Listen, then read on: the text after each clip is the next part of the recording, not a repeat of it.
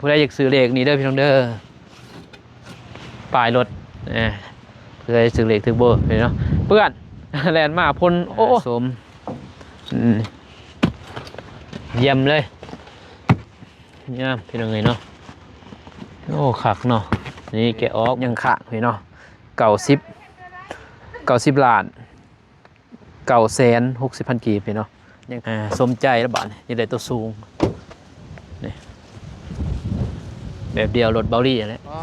พี่น้องเลยน้ำท่วมเตะผุนเตะโตใหม่หวานผุนว้าน้ำท่วมส่วนเบาเตียงเบาส่วนเบาเจ็บเบายังก็มากึ่งออกหมู่ไว้ได้ขนาดนี้บ่คันวิดฝนแล้วก็บ่เป็นหยังหน้ามันแห้งนี่ท่วมหมดพี่เลยพี่เนาะนี่ตอนเสาร์ถ้าเอื่อยเพิ่นว่าหอดพี่เลยเมื่อเท่านี่ปุ๊บจนหอดปุ๊บได้มันเต่งกกกาแฟคือได้จากตัวนี้เลยอันนี้ลมพัดนี่เลยยังห้านั้นมามัดเนาะเอาไหมมันมัดใส่ไว้เนาะ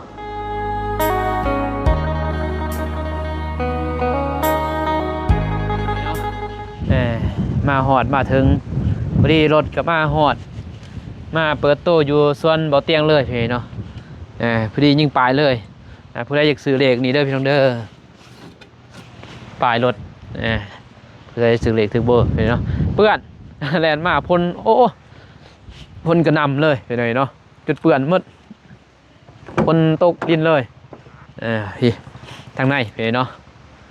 สมเยี่ยมเลยเนี่ยพี่น้องเนาะโอ้ขักเนาะนี่แกะออกเบล่าทางในเห็นเนาะด้านในพี่ดวงตากะโปรเล่ซื้อบางใหม่มักตอกนี่หนังซื้อเห็นไหมเนาะหนังซื้อสีสื่อนี่แหละนี่ติดนี้เห็นเนาะว่าน้องคลายรถโอ้ลืมซื้อเนี่ยผัก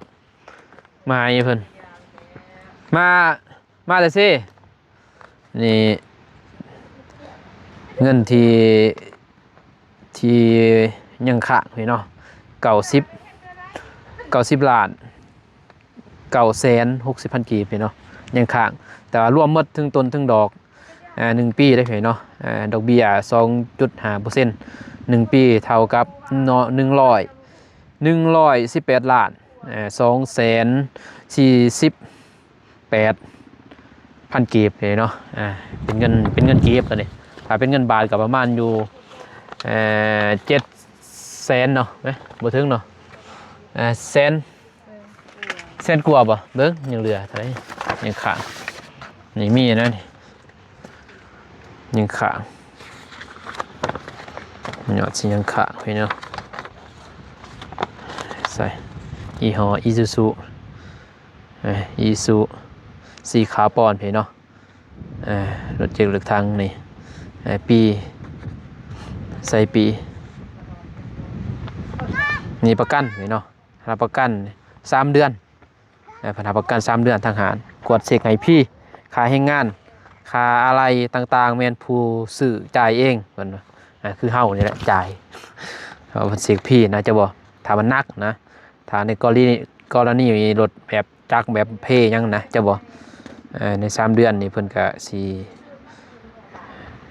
นี่เด้เห็นบ่มาเหตุมันเครื่องยังนี่เพิ่นสิบ่ซ่อมแป้งจะบ่จะต้องเสียค่าใช้จ่ายซ่อมแป้งยังจะบ่อันนี้ถ้าว่าน้ำมันเครื่องก็บ่แห้งน้ำก็บ่บกเนาะบ่เป็นหยังเด้อหยังน้ำมันใช่เลยนี่ใบขับขี่พี่เนาะจ่ายบ่หมดใบขับขี่นี่ เนี่ยยังซื้อรถเห็นใบขับขี่จ่ายบ่หมดอะไรยังเหลือเท่านั้นใช่แต่ยังค้างเป็นเงินบาทโอ้ยนี่เด้นี่ไปเทิร์นนี่ได้16 ล้านเลยเนาะไปเทิร์นนี่ยังค้างอยู่500,000เนาะแม่นบ่ยังค้างอยู่เป็นเงินบาทเท่าไหร่บ่มีเขาบ่ได้ไล่เป็นได้เป็นเงินกีบเลยเนาะแม่นเป็นกีบเลย แต่ว่าจ่ายเบิดแล้วเนาะนี่บ่าวลุงจ่ายไปนี่เท่าไหร่จ่ายไป700,000เนาะ750,000 บาทเนาะที่เขาจ่ายไปก็ยังอยู่ประมาณ200,000ป้ายนะเนาะแสนกว่านี่แหละถ้าเป็นเงินบาทก็ประมาณนั้นเนาะนี่เด้แม่นแหละอีซูดีแม็กปี2024เนี่ยรถปี2024อยู่4 ปอนด์โอ้รถเก่าเลยเนาะ รถเก่า ต้องขายเนาะก็ถือว่าตัวนี้แหละเนาะแต่เพิ่นบ่ได้บอกนั่นเนาะแม่นบ่อันนี้ปี2022เนาะรถนี่เนาะนี่ปี2022เป็นสีขาวแต่ว่าบ่ฮู้ว่าเป็นเงินบาทเท่าใดเนาะแม่นบ่ เขาบ่ได้ไล่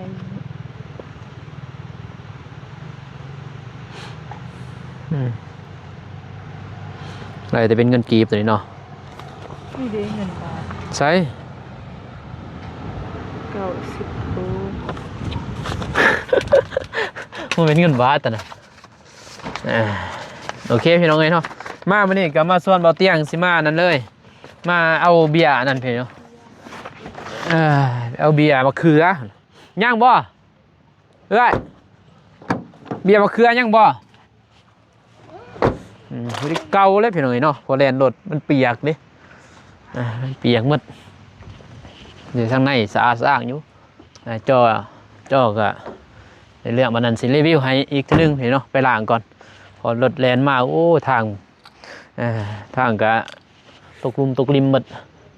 เป็นระยะนี่คอยแลนประหยัดเลยเนาะพี่น้องเลยกับภรรยา สบายดีเด้อที่ทาง มาวันนี้ไป มาขอเบียร์มาเคลือเพิ่นมื้อนี้ปู เอาไหม หนาวอะไรอยู่มื้อหนึงมีฝุ่นฮ้อน เอาคือโบใส่เสือกันหนาวเสือโบ ก็ยาแท้ ก็เอาติ๊บเอาติหนาวได้ไปเก็บหญ้าคนเป็นตัวสูงพี่หน่อยเนาะ ตัวสั่น พี่ตัวสูงเด้อพี่น้องเด้อสมใจแล้วบาดนี่ได้ตัวสูงนี่แบบเดียวรถเบาลี่อะไรพี่หน่อยเนาะตัวสูงอันนี้ป้ายเป็นเนาะผู้ใดซื้อเก่า746เป็นเนาะซื้อเล็กซื้อเบอร์ซื้อรถเด้อพี่น้องเด้อรีวิวให้เบิ่งเห็นเนาะยังค้างอยู่90รวมหมดก็118 ล้านเนาะถึงต้นถึงดอกคาราไปจ่าย1 ปีได้เพเนาะ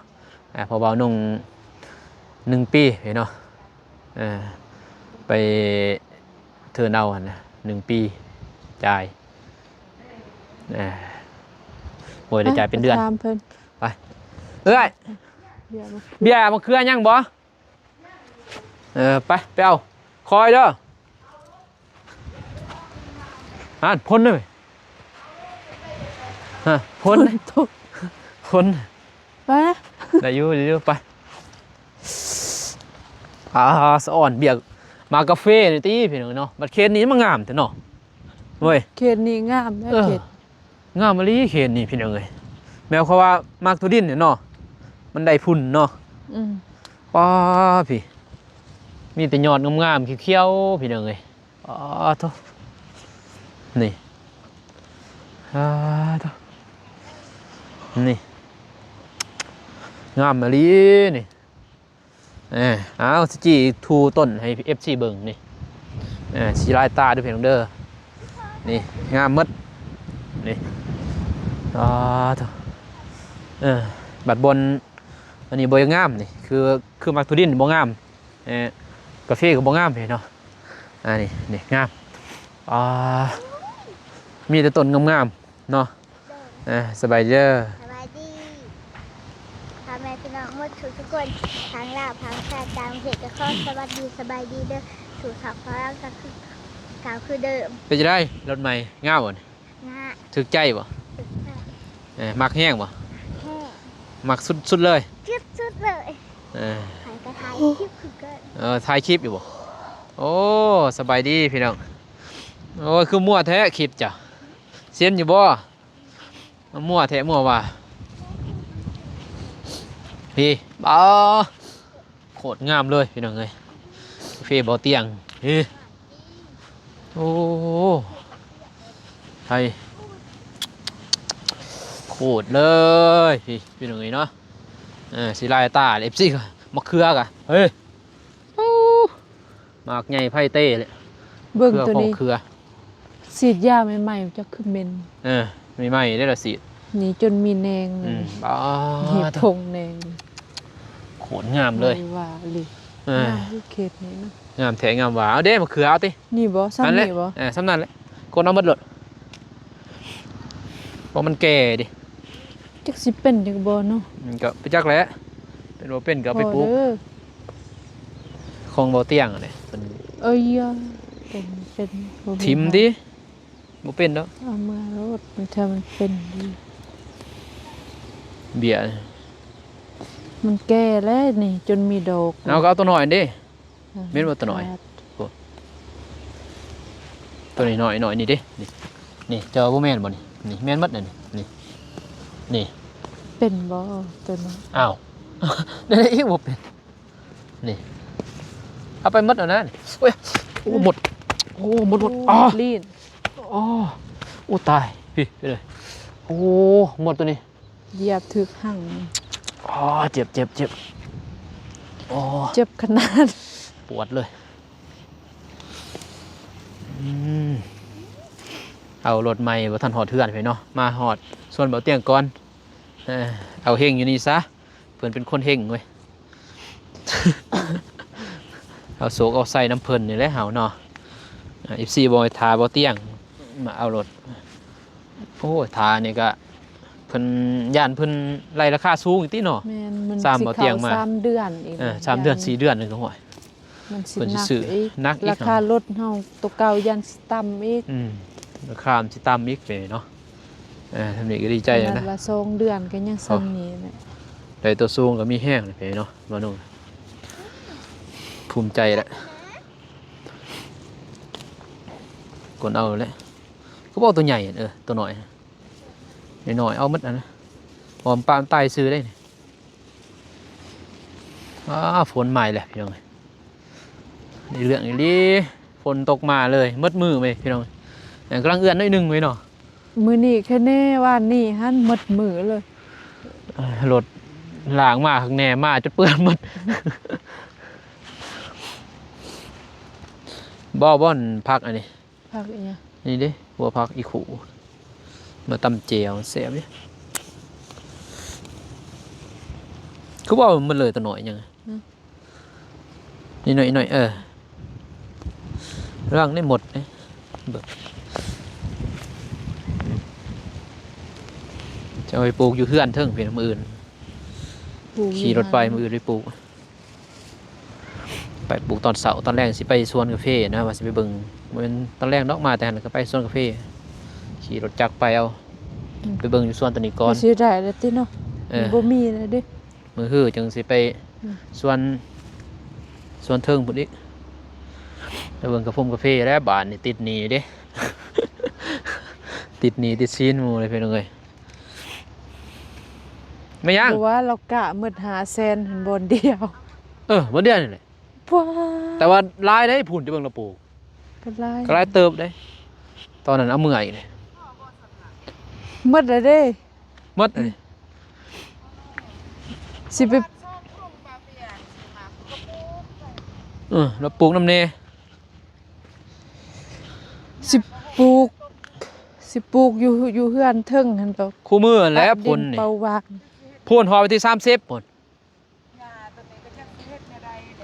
ยาใส่มันบ่ตายดอก มีแต่ทาฝนเศร้าตกพุ่นแหล้ว สาพ่นนั่นแหละบ่เป็นหยังดอกบ่ได้หกบ่ได้มีแต่เสียอันเด้จะหาเสียแถวกาแฟหั่นแต่ว่าเศร้าพ่นเด้อย่าไปแข่งเด้เป็นหวัดเป็นไอ หนาวอะลีอยู่นี่อุ้ยอยู่เซนฮ้อนสไตล์นี่ อยู่เซ่นะฮอดบ่ได้ซื้อหยังมาพากเด้พร้าว โอ้ยกระยาแล้ว บ่ได้แว่หอนอีสั่งซ้ำ ไป เซ็กรถ คนเลย ขอโทษใส่ว่าเซากันบอกคอยในนี้ขอเบียร์กับเพยท่านเพิ่นก็ว่านี่นะคันบ่าวน้องอยากได้ไปเอาอันเข้มบ้านทงเซตบ้านปัวเพิ่นส่วน ปูตรงเสร็จใกล้ได้พุ่นไปตรงเสร็จป้าไก่เนี่ย เอาไก่ๆกระรถนี้ โอ้ย บ่แม่นจะได้ยา สได้รถติไปทางขี้หลายโอ้กาแฟงามอันนี้ บ้านเขาเข้มพัง เข้มทางบ่ เออ อ๋องามแท้เขาฉีดหญ้าบ่นี่มื้อนี้บ่ โอ้เบิ่นแล้วได้หา หญ้าเพียได้โอ้บำรุง คือบ่ปะอยู่ เบิ่ง อัน ก่อ นั้น นแถวกกมัน คอยสิจ้างบ่มีเงินนี่หมดเงินเลยฮะหมดเอาแต่นี้เลยสิจ้างเข้าหายทุ่งก็อยากสิไปซื้อดินนี่ก็พอแล้วอยู่ ชื่อดินไม่ใช่ชื่อดิน เอาซื้อแล้วให้เขาไปขุดให้เด้ บ่ซื้อ เอ้า สิได้แต่ใส่ เฮาแล้วแต่ซื้อนำเขาอะนะจ้างเขาไปเด้แต่เฮาต้องได้ซื้อแล้วแบบนั้นเกินแต่ดินนั้นบ่ซื้ออยู่แต่ว่าจ้างเขาไปก็ซ้ํบ่ซื้อดิน จ้างเขาไปขุดแล้วก็มาหาอีกเด้มันจะได้ประมาณคอยจะปลูกประมาณ 3,000 นี่นะจะได้เบี้ย 3,000 ต้นกาไว้ปีหน้าว่าสิปลูกอะเพอติดหนี่หมู่เด้จำเป็นเลยเนาะไปหาปลูกกาแฟแล้วบาดนี่ ดินบ่ทันหมด เก่ายังอยู่ลอยพุ่น เด้ให้ ใช่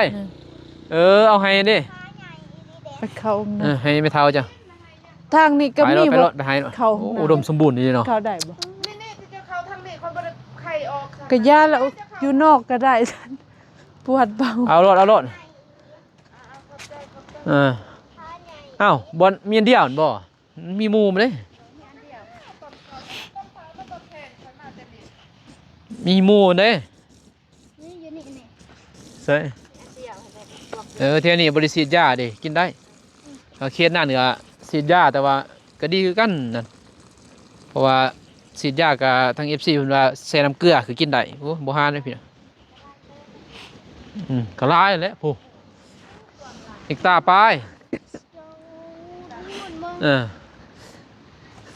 เบิ่งน้ำท่วมโอ้ไปเบิ่งก่อนน้ำท่วมส่วนเบาเตียงเลยพี่น้องเอ้ยผู้พี่น้องเอ้ยน้ำท่วม เตะพูนเตะโตใหม่หวานพูน น้ำท่วมส่วนเบาเตียงบ้านนี่เฮ้ย นี่ลงแล้ว โอ้ตัว มันคือที่โกน ฮอดใส่ นี่เด็กพอดหันฮอดเหลื่อมๆหัน ฮอดเพียงไม่จะเสียบนี่บ่ปอ มันไหลมาแต่พูนแถวกาแฟ คือบ่ปะอยู่หั่น เฮ้ยเป็นยังไงเนาะ กก ฮอดนี่ไหน เราบ่ให้ นี่ ปะบ่ น้ำท่วม กันว่ายันเขาปะ ฮอดนี่เลย ว่าเป็นคุยจาก ปอตัว มันหก เฮ้ย โอ้อยู่นี่แหล้วไหวพอดีงาม เดี๋ยวนี้ มันปุย พุ่นเลย มันพุ่นดีมันตาย น้ำท่วมเด้อส่วนเจ้าเด้อเบาเตียงเรียบร้อยน้ำท่วมบ่อนหันบ่เป็นแล้วบ่อนหัน กระพุ่มกระเพาะบ่ได้แล้วบ่อนหันโอ้บ่อนบ่เป็นฮอดน้ำบ่เป็นไรเลยพี่น้องเอ้ยฮะปอ ปลูก โถ่ ก็แลดีปลูกมา ปลูก สะดอกสะดินมันเป็นผุพุย น้ำบ่ไรเลยบ้านนี่พี่ มันค่อยให้ยังให้ปลูกแต่เฮา อ่า อย่าห่างไว้ ฟังได้เว้ยไรได้ เออ โอ้ยปวด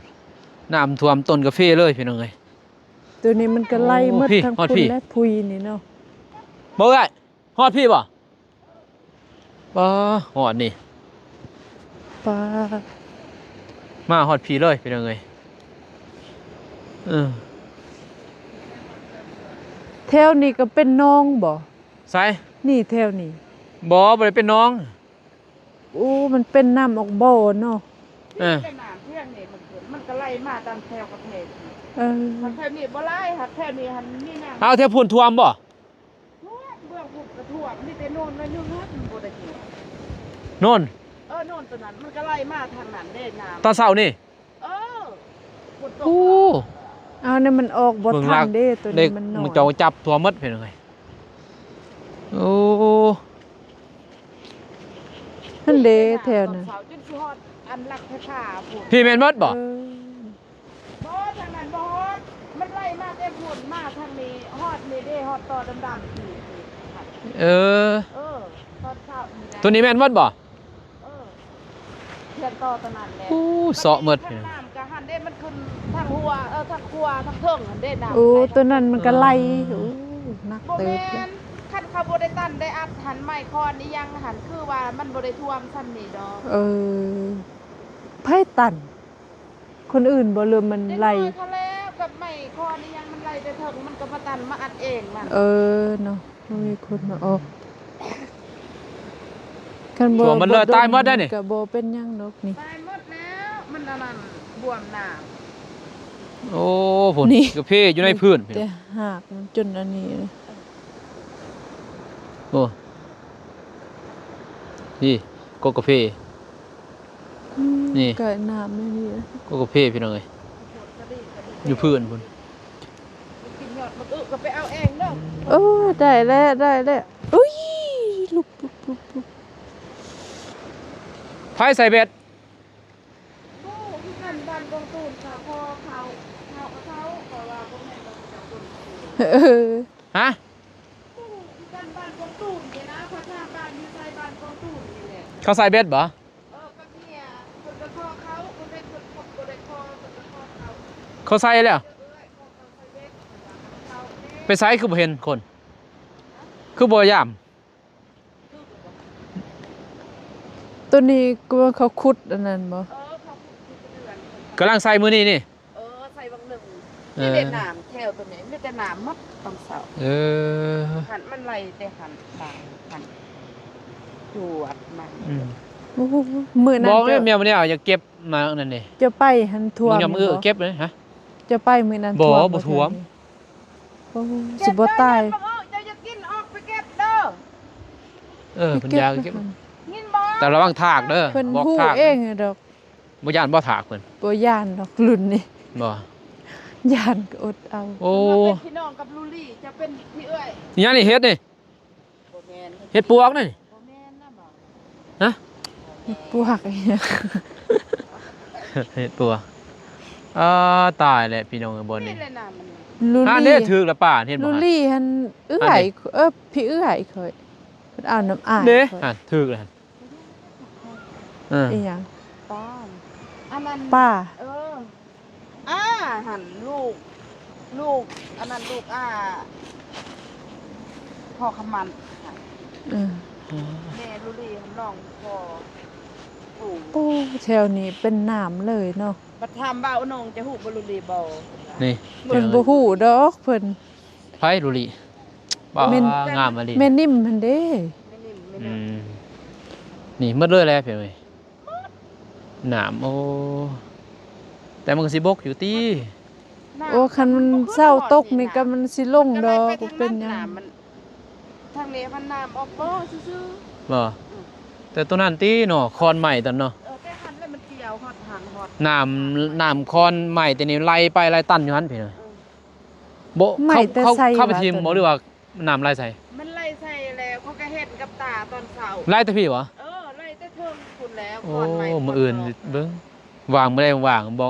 ส่วนบ่เจ็บบ่หยังก็มากึ่งออก เออ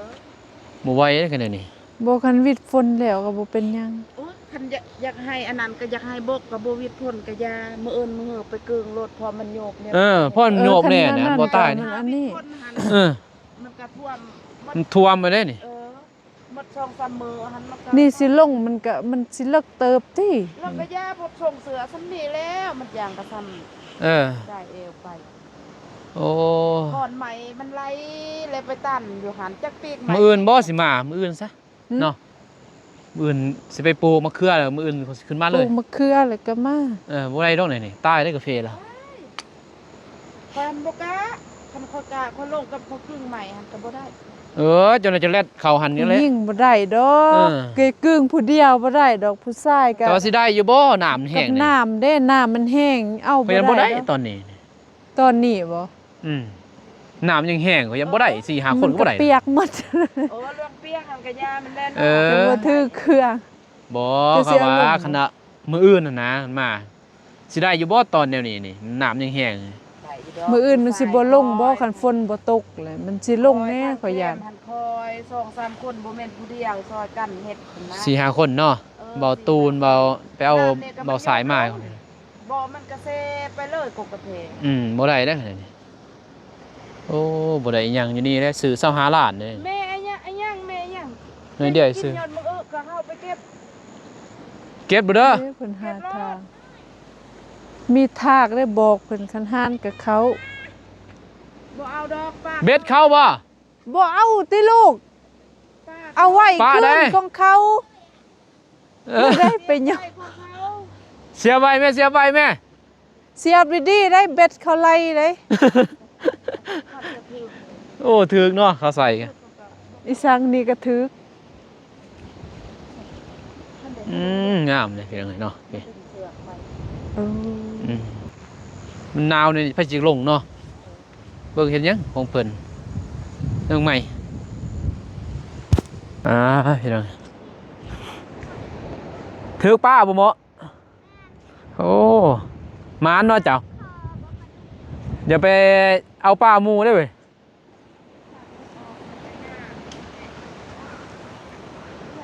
เอาคือบ่เคินคืนเอาติคืนเอาตินั่นบนนี่แหละพี่น้องเนาะน้ำท่วมติตัวนี้แหละสิตายพี่น้องเนาะเพราะว่าน้ำมันท่วมอันนี้เพราะว่าคอนใหม่มันตันอยู่หันเนาะตันบนป่าเพราะว่าเขาก่อตัวนั้นต่ำโพดเขาก่อมันตันต่ำโพดอันนี้น้ำมันคอนใหม่มาแต่เห็นไล่มันไปตันปะอยู่หันเห็นเนาะโอ้ไว้น้ำมื่นสิโทรหาเบาเจ็บก่อนมาเบิ่งนำด้วยเนาะพอเฮ็ดผู้เดียวบ่ได้บ่หนูเอาบ่สายมานำแน่มันจมซอยกันไปเนาะหน้ามันแห้งนี่ท่วมฮอดพี่เลยได้เพิ่นเนาะนี่ตอนเช้าถ้าเอื้อยเพิ่นว่าฮอดพี่เลยเมิดแท้นี่พุ่นจนฮอดพุ่นหลายพุ่นเต็มพี่น้องเนาะ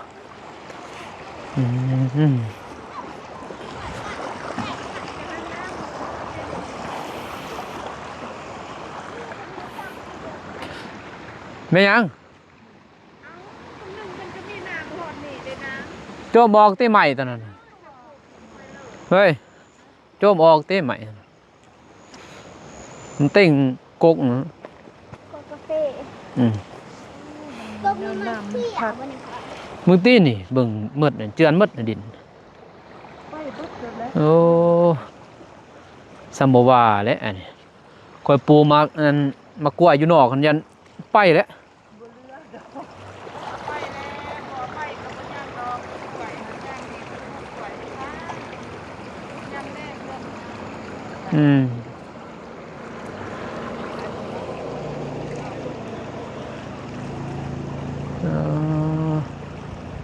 ตอนมึงหนึ่งในน้ำเขายันฮอดพีแล้วปะจ๊ะตามแต่เบิ่งเราใส่เบ็ดนี่ตามแต่เบิ่งเราใส่เบ็ดล่ะมืออื่นนี่กระบอกแล้วนี่จันเบ็ดตัวนี้อยู่นั่งข้างโคกบ่กันนั้นแม่นอยู่ได้อยู่น้ำมันไหลมาทางนี้เลยมันไหลเลย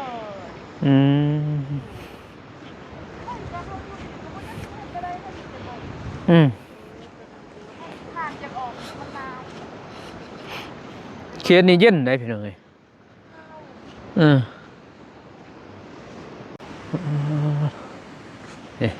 นี่ตายหมดแล้วพี่เนาะเกิดว่าฉีดยาขายยาหมดแล้วท่านนี่เมื่อนั้นก็หมดเลยตายหมดเลยมียังนี่ฮะโมเป็นกุ้งพ่อนั่นบ่คือว่ากุ้งพ่อเวียดจักเอ้าพย่างเวียดนั่นนี่ห่อซุปเวียดเอ้าจะมองเต้นี่คือน่ะโมแม่นบ่นี่ อย่างเวียดกับว่าสม เอาให้เสือนี่ คนนี้ตีเอื่อย ฮะแม่นบ่ นี่เขาห่อซบเวียดเขาฮะ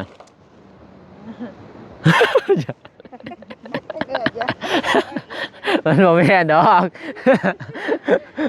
เนี่ยเที่ยงยานไปแล้วมันตกใจว่ามันโอ้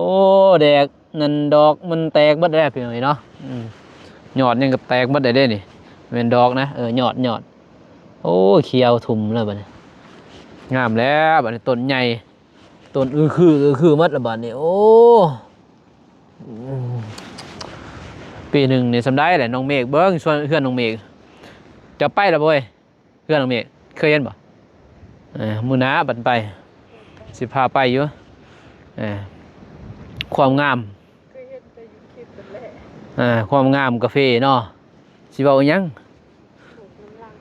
แต่ว่าสิได้แม่งมากัดแผ่นเนาะส่วนอยู่ส่วนเพื่อนน้องเมฆแม่งกันกัดแฮงบ่ได้กกรกโอ้ยเคยว่าเป็นตาสิได้นี่บ่ได้ดกกัดโดดด้วงนั่นแหละ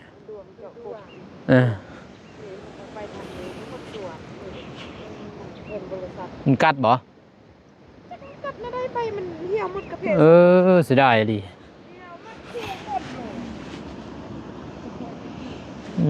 งามยังไงไอ้เด็กไปใส่เมื่อแล้วนอนขึ้นเดียวพอให้กินหอดนอนพ่อให้กินหอดหรือก็เมื่อ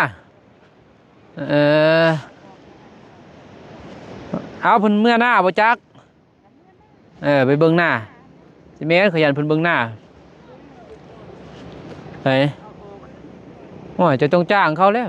จ้างเขาหั่นแหละเขาสิลงบ่ลงดอกมันเขาลงให้เขาโจมให้ก็หั่นแหละ โจมไล่พุ่นบ่ส่งดอกก็เบิ่งไปได้บ่มีบ่ถากมีถากเลยว่านี่ก็ปบหมูซื่นนี่บ่ค่อยโธ่เป็นไงแจ้งบ่แจ้งอยู่บ่นี่ตายแล้วลังตายหมดตายหมดแล้วเฮ้ยความงามบ้าโธ่น้อยเนาะสิได้แต่ตัวนี้เลยอันนี้ลมพัดนี่เลยยังห้านั้นมามัดเนาะเอาไหมมันมัดใส่ไว้เนาะแบบร่มมันหน้าเป็นบ่งามเลยทีเดียวกำลังแตกฉีดยานะฉีดยายาวเพียงไงเนาะเอามือนี่มาเอาเฮงเพียงไงเนาะในส่วนบ่เตียงเอารถใหม่มาเอาเฮงเอามันเลย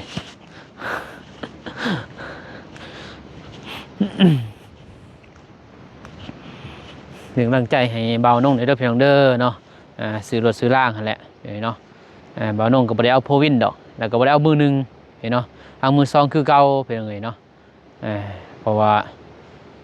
มันบ่มีเงินนั่นแหละคันสิไปดาวมือหนึ่งก็โอ้แพงเนาะไปผ่อนมือหนึ่งมันก็ถึงตื่อป้ายถึงล้านกว่าบาทพุ่นเนาะล้าน200,000ล้าน500,000ขยัน2 ล้านเนาะคันดาวเนาะประมาณนั้นแหละ2 ล้านพุ่นแหละขยันบ่มีเงินเนาะเบิ่งโฆษณาให้บ่าวนุ่งก็ดีใจแล้วเนาะบ่าวนุ่งก็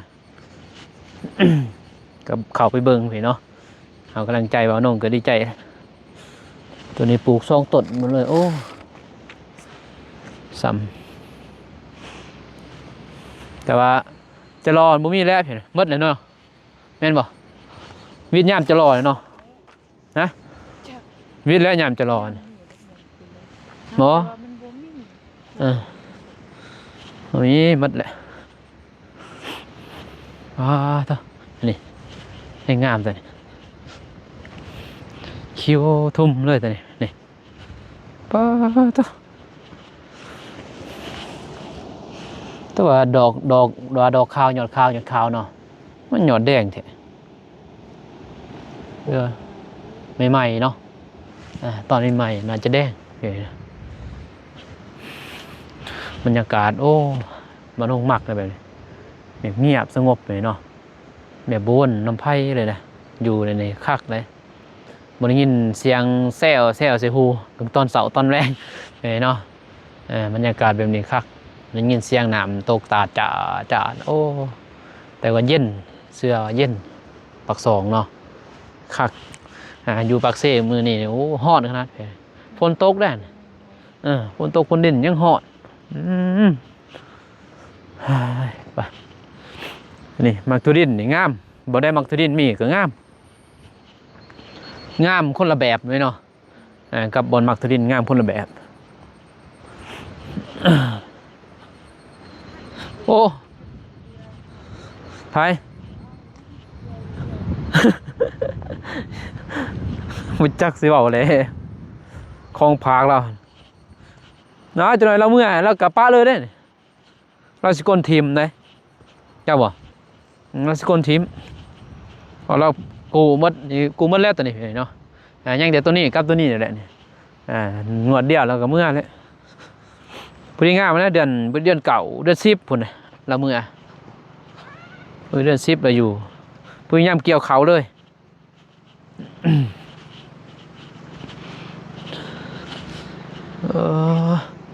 นี่มาคลองบุกเฟส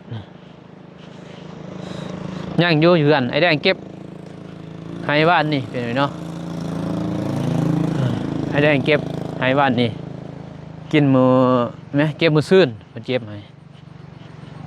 โอ้ตัวตะกิดอีกเลยมีไอ้แดงกาเบียกับพี่ได้หรอกะเมื่อปลูกแล้วว่าสิทดลองตัวนี้เป็นสายพันธุ์มือยาวได้เพียงตัวนี้มือยาวสายพันธุ์มือยาว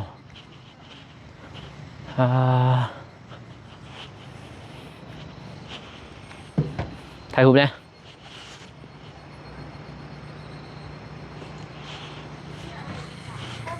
มารูป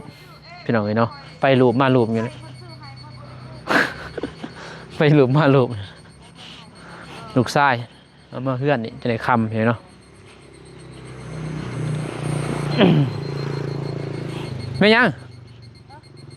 เก็บเบี้ยยังคนก็ซื้อให้เจ้าบ่เบาเตียงซื้อให้เจ้าบ่ขอยว่าตัวนี้ขอยซื้อเองคนซื้อในหันขอยปลูกยังน้อยเจ้าเก็บให้ไพ่เก็บให้มาเจ้าเลยต่อพอแล้วเพื่อนพวกลายเลยโอเคขนาดสิพาให้พี่น้องจะบ่เ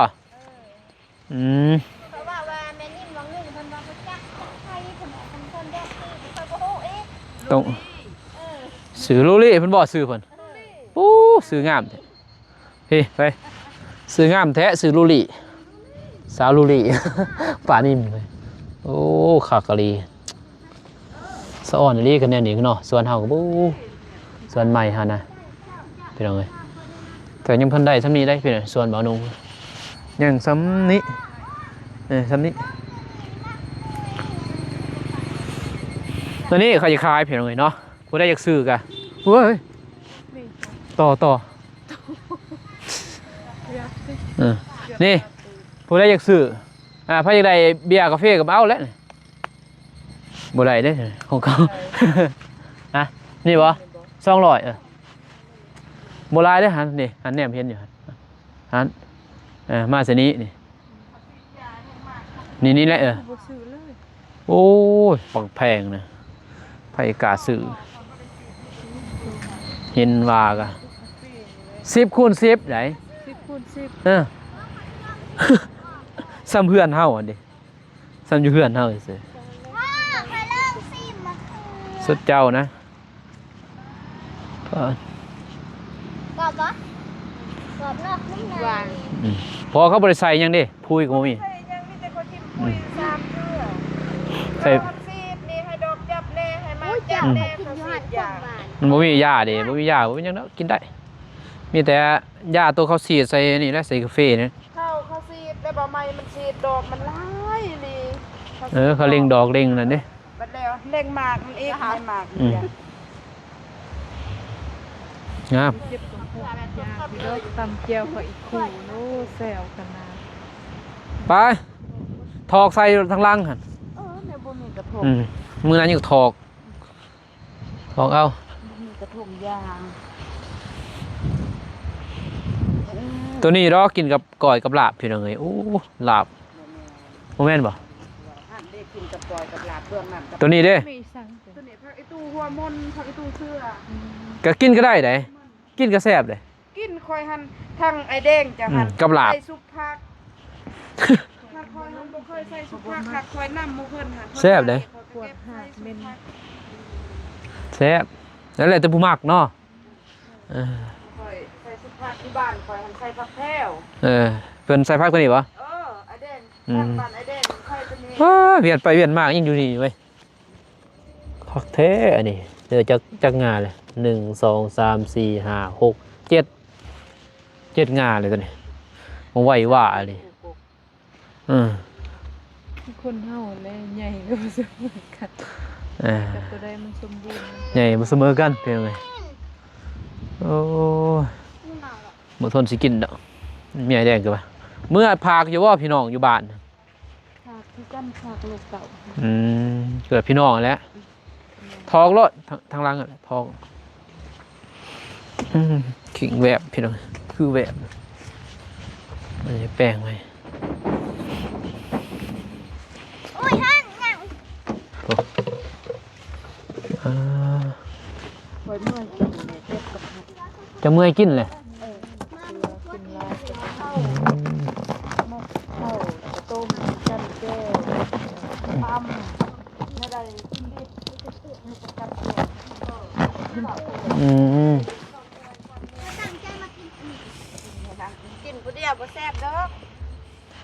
บ่ม่วน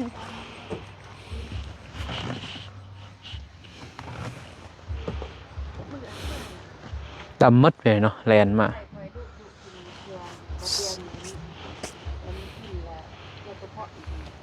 ถึงคำเนี่ยติดฟิล์มตัวนี้แน่ฟิล์มกันกระสุน เหมือนฟิล์มกันกระสุนเด้อเห็นไหมเนาะ กินลายดิ นี่แหละของไฟใน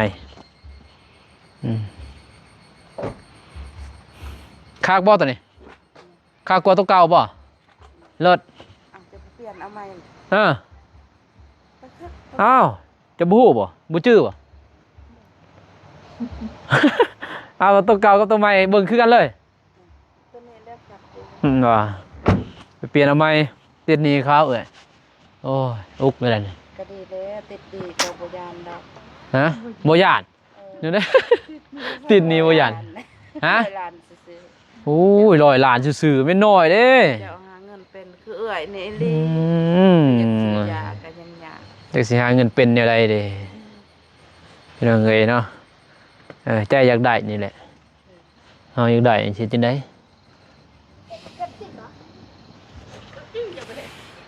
ไปเดินทางกลับจังซั่นแหละขอบใจหลาย ขอบใจ มาขอมาเครือบ่ได้ซื้อหยังมาฝากเพิ่นพี่เนาะเผาเพราะมันคำไปเด้ จะยามเลยนะ มื้อหน้ามื้อใดเพิ่นแหละมื้ออื่นมื้อที่ก่อนมื้ออื่นพี่เนาะเบิ่งก่อนมื้อที่มื้ออื่นสิได้มาดึงออกใหม่ตอน ซื้อก็ประทูอยู่ซื้อนะบ่ซื้อก็ได้ ปลาทูบ่อยากบ่อยากกินหมูบ่กินได้บ่หมูอ ประทูคู่มือยังอยู่ในกระปวด ลายโพดเลยเนาะ เป็นประตูจนบ่ จนมันเหม็นแต่โตมีแต่ประตู มาสุนันก็ซื้อปลาทูให้เพิ่นบัดนี้เพิ่นกินผู้เดียวบ่หมดเลยเนาะเพราะว่า3มื้อส่ง แซ่บทำได้ก็บ่แซ่บเป็น 3มื้อเขาก็เอามาให้เพิ่นอีกคือเขาซื้อซีนหมูมื้อนั้นแหละมาหอยเพิ่นก็เฮ็ดหอยไปซื้อซีนหมูก็กินคนเดียวบ่แซ่บเพิ่นว่าพี่น้องเนาะบ่ให้เก็บผักกินก็บ่อยากกินฮอดพัวนะ กินคนเดียวเด้ ที่บุกิดอด ไอ้แดงไอ้แดงก็มามือเดียวไอ้แดงเอ้ยโบราณก็นอนจักทิศนึงแล้วก็ไปเฮ็ดเวียกต่อเราก็อยู่เป็น 2-3 เดือนพุ่นได้นี่อยู่5 เดือนอยู่คนเดียวเนาะก็มาดาม2-3 มื้อ มามันมื้อนึงบางเทื่อตอนแรงมันเมื่อก็มี เราคิดฮอดแบ่เหรอเมื่อเราบ่แบ่ มีหยังโอ้กินฮอดควายบ่จัก เด็กควาย กินฮอดควายล่ะ โอเคพี่เนาะคลิปนี้บ่ต้องการสิจบคลิปเพียงก่อนพี่เนาะมีแต่มีความคิดความเห็นยังไงก็คอมเมนต์มาพี่เนาะเรื่องรถนี่แหละเป็นจังได๋ชมปี2022เด้อพี่น้องเด้อบ่น้องซื้อโตสูงพี่เนาะบ่แม่นโตเตี้ยแล้วแต่บ่มีเงินซื้อมือหนึงคือ FC บาทดอกราคาก็เป็นตื้อตอนนั้นว่าเป็นเงินบาทก็เป็นล้าน4แสนล้าน5แสนพุ่นบ่น้องบ่มีเงินปานนั้นดอกเนาะก็เลยว่าตัวนี้ติดหนี้เอาเนาะติดหนี้ก็ปีหนึงไปเทิร์นเอารถเก่าแหละรถเก่าบ่น้องไปเทิร์นพอรถตอนนั้นซอเนาะซอยังดอกซอควันนั่นแหละสำคัญคือจักรเลยเนาะส่งหลอกส่งล่างบ่ว่าเดี๋ยวเฮาไปไกลไปยังเฮาก็ต้องเพนะคือไปสวรรค์มันทางมันยากเด้เฮาก็ฮู้อยู่สภาพเส้นทางเฮามันก็ยากนะเฮาก็ยอมรับตอนนั้นมันต้องเพเรื่องรถมันสิให้ขี่บ่เพบ่แม่นแล้วบ่แม่นรถแล้วแต่คนเฮายังเกือบก็ยังเหียนเนาะย่างคู่มือนี่คือกันเนาะมันก็ต้องเพกันรถส่งล่างแต่ว่าจักรนี่มันก็โพดเนาะซื้อ2เดือนก็ค่อนกลุ่มเลย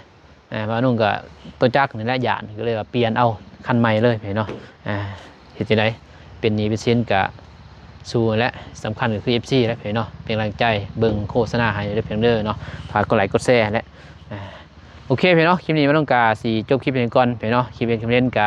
คอมเมนต์มาเนาะให้คำแนะนำดีๆเนาะว่าแบบใดบำรุงรักษารถบ่นุ่งก็บ่ฮู้เนาะเพราะว่ารถใหญ่บ่เคยมีตั้งแต่เกิดก็ครั้งเดียวเจอเดียวนี้แหละก็คอมเมนต์มาเนาะว่าแบบลุงแบบใดใส่แบบใดคอมเมนต์มาเนาะโอเคขอบใจหลายอยู่ดีมีแห้งมาสู่คนเด้อพี่น้องเด้อพอๆกันใหม่คลิปหน้าคลิปนี้ขอกล่าวคำว่าสบายดีไปบ๊ายบาย